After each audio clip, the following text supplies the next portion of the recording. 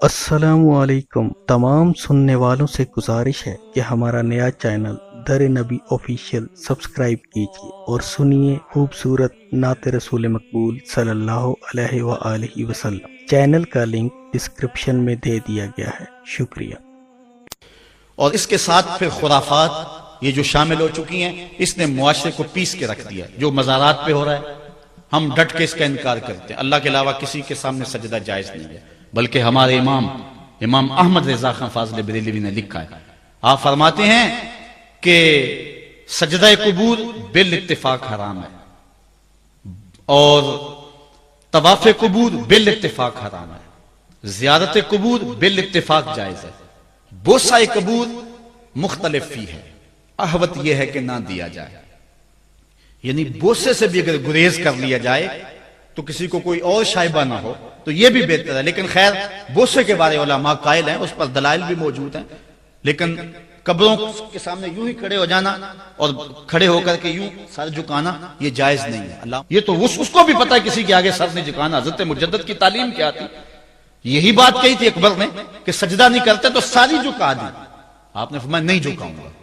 پھر اس نے آپ کو دربار میں بلوایا، سازش کی، دروازہ چھوٹا رکھا کہ حضرت مجدد الفسانی جب داخل ہوں گے تو سر جھکا کے تو گزریں گے، تو کہوں گا لو سر جھکا ہی لیا، لیکن جن کے سر کو اللہ بلند کرے کون جھکا سکتا ہے؟ حضرت مجدد جب دروازے پہ پہنچے تو سمجھ گئے کہ یہ میرے لیے ایک جال بنا گیا ہے کہ جھکوں گا تو گزروں گا۔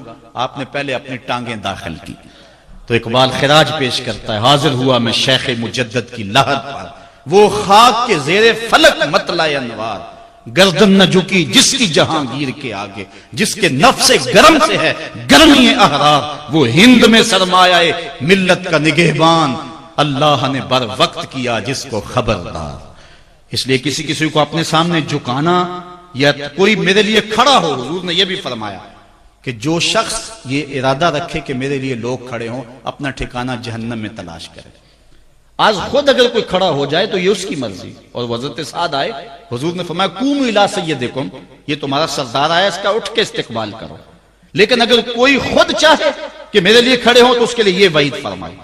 اس طرح اگر تمہارے کوئی ہاتھ چوم لیتا ہے لیکن ہاتھ چومنے کے بغیر یوں گردن جھکانا یہ درست نہیں ہے، لیکن ہاتھ چومنے کے لیے تو وہ صحابہ کے عمل سے ثابت ہے۔ لیکن اگر کوئی چاہے کہ میرے ہاتھ چومے جائیں اور اگر جو نہیں چومتا تو اس سے ناراض ہو جاتے ہیں۔ میں ایک دفعہ ایک صاحب کو ملنے گیا تو ہم ہر شخص کے ہاتھوں نہیں نہ چومتے، آخر جو ہے وہ کسی کے ہاتھ چومنے ہو تو پھر کچھ دیکھنا بھی تو ہوتا ہے، دل اسے دے دیں جو دل بر ہی نہ ہو، تو ہم تو کسی کے ہاتھ چومتے ہیں نا، ہم وہ ہاتھ چومتے ہیں، وہ پاؤں چومتے ہیں جو راہ حق کے مسافر ہوتے ہیں، ہم ان ہاتھوں کو بوسہ دیتے ہیں اور اگر ہماری آنکھوں کی پلکوں کے ساتھ لگ جائیں تو اعزاز سمجھتے ہیں۔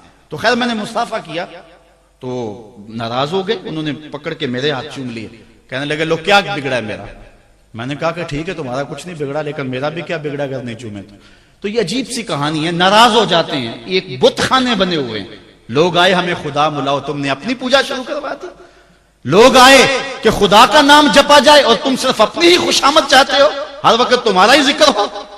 میں کتنے آراس کو جانتا ہوں جہاں اللہ رسول کا ذکر نہیں ہوتا، پیر کا ہی ذکر ہوتا ہے، کرامتیں بیان ہوتی ہیں، اور پھر آج کل جھوٹی کرامتوں کا ایک کاروبار چلا ہوا ہے۔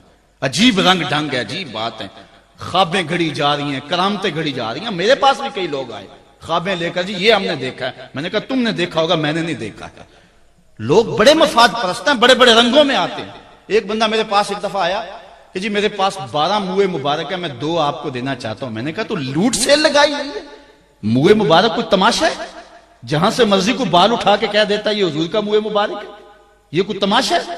اگر کوئی ہے اور کثرت سے دنیا پر موجود ہے وہ تو برکت والی بات ہے، لیکن آج ہر لئی میں رازدار دین شدے والی بات ہے، اور ہر شخص جو مرضی دعویٰ۔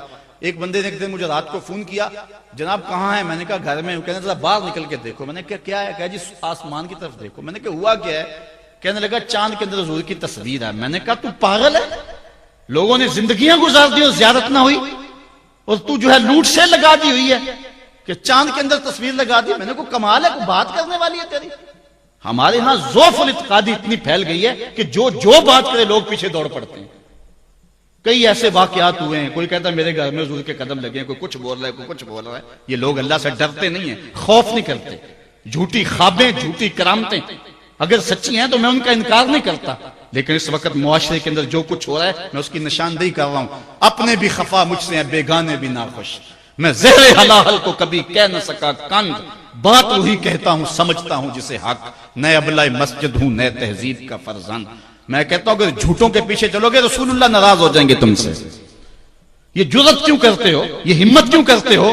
کیوں جھوٹے دعوے کرتے ہو؟ سچ بولو. تمہارے پیچھے کوئی لگے یا نہ لگے اس کی پرواہ نہیں ہے. یا ایھا الذین آمنوا اتقوا اللہ وقولوا قولا سدیدا. اللہ فرماتا ہے ایمان والو سیدھی سیدھی بات کرو. پھر کیا ہوگا؟ یصلح لکم اعمالکم ویغفر لکم ذنوبکم. وہ تمہارے اعمال بھی ٹھیک کر دے گا، تمہارے بخشش بھی فرما دے گا. نہ لوگ اکٹھے ہوں، نہ مجمع بنے، نہ حلقہ بنے. یار یہاں تو 72 ہوں تو وہ بھی قبول ہے. یہاں مقدار نہیں دیکھی جاتی، یہاں معیار دیکھا جاتا ہے. سر نہیں گنے جاتے، دل گنے جاتے ہیں.